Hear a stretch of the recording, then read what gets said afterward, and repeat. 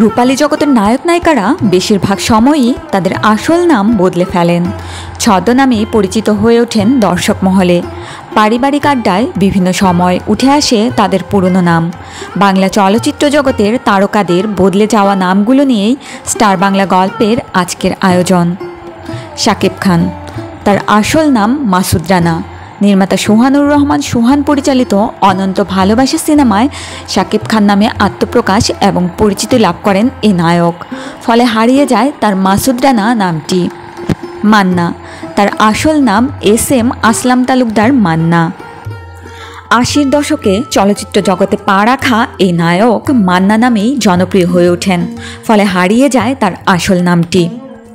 ৯০ দশকের লাভার বয় রিয়াজ, তার আসল নাম সিদ্দিক। বর্তমান সময়ের ভাইরাল নায়ক জায়েদ খান।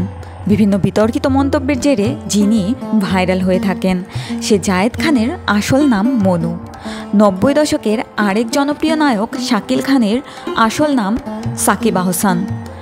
সালমান শাহ, চিরতরুণ নায়ক সালমান শাহর আসল নাম ইমন।